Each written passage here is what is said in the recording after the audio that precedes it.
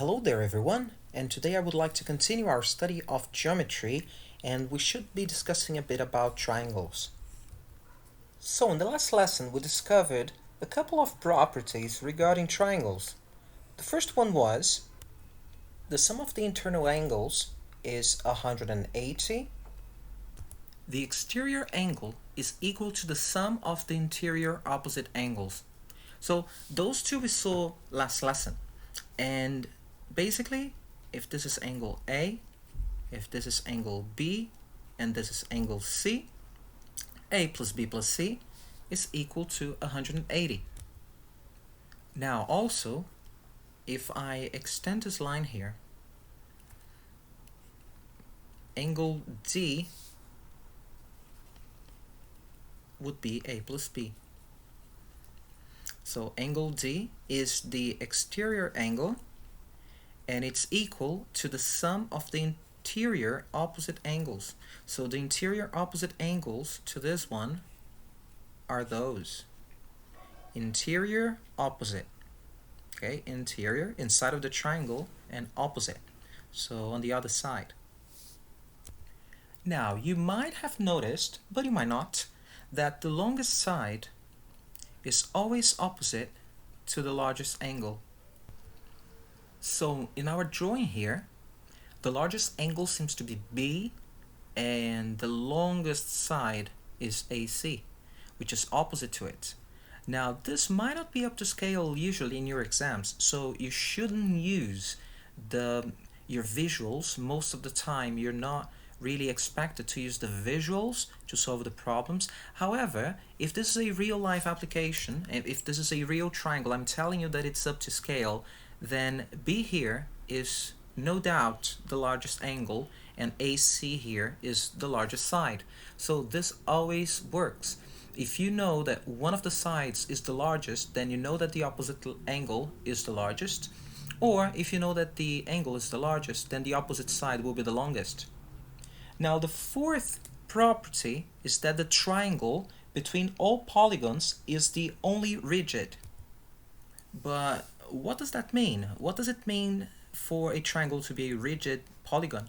Well, if you have this triangle here, you cannot really move any points without moving other points. Let me show you one example here. If we do have a square, now assume that this is just like some wooden sticks connected by, I don't know, bubble gum, right? This is one possible setup, but if you move things a bit, perhaps even just by holding it, it might move a bit to the sides. So for example, here it looked like a square, but here it's more like a parallelogram, similar to what we used last lesson to prove 180 degrees as the internal angles. So take a look, this is not rigid. You are able to twist your polygon a bit, but if it's a triangle, then there's no way. You cannot really change it unless you change the length of the sides. In this case here, you don't have to change any of the lengths. You can change the angles here. You might have several solutions for the same sides. The triangle, as soon as you know what are the lengths of the sides, there's only one possible configuration. This is really useful in engineering, for example, where you usually add some structures to make anything that looks like a square or a rectangle. Usually we add some structures here in the diagonal, so this is not possible anymore. You cannot move, you cannot change the angles anymore, and then it is rigid. Now obviously, as we have spoken before, a triangle is a polygon, and it's a special case in which your polygon has three sides. A square, a rectangle, a parallelogram is one example of a polygon with four sides. So a quite simple problem here, solve for x. So you have to use the properties that we have discussed to find x. So since the sum of all internal angles of a triangle is 180, well, we can use that information to solve this, right? So we can use this information here. So if we add all angles, x plus 38 plus 19, that should be 180. So if we add those two, we would get 57, right? So we can get 57 to the other side. So 180 minus 57 would be 123. So that's your angle. X degrees is 123. X is 123. So your angle is 123 degrees. So a second example here. So for y. Now we do have an external angle, and as we have discussed before, the external angle should be equal to the sum of the opposite internal angles. Therefore, y will be 39 plus, this here means 90. Therefore, y is 129 degrees. So there you go, another example here.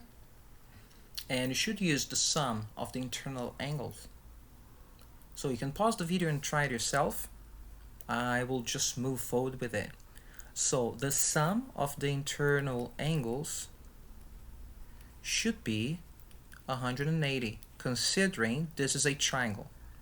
So 2x plus 20 plus x is 180.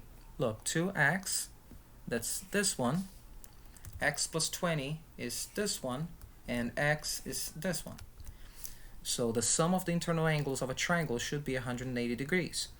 So 2x plus x, that's 4x. And we may subtract 20 on both sides. So we can get rid of that. So 4x, those two will cross out, and we will get then 160 on the right hand side. So if 4x is 160, we may divide both sides by 4 to simplify and get x equal to 40. So x here is 40, so this angle would be 80 degrees, this would be 40 degrees, and this would be 60. So take a look. 2x would be 80. Our triangle would be roughly like that. So 60, 80, and 40. So if we sum those, it's 180. Alright, so this is our last example of this lesson. So if you want to pause and try it yourself, please do so. I will go forward with it. Alright, so first let's analyze this line here. So it is a straight line being cut. So those two angles, they have to add up to 180. So straight away, I can see that B here has to be 60 degrees. So this is a straight line. We can do something similar for A. A here, to add up to 140 and become 180, since this is a straight line, A will have to be 40 degrees.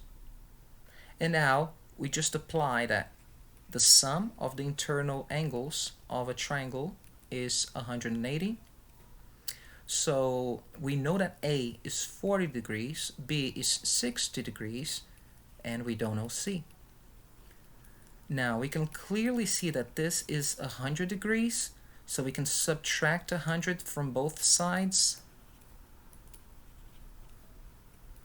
and we should get that C is 80 degrees.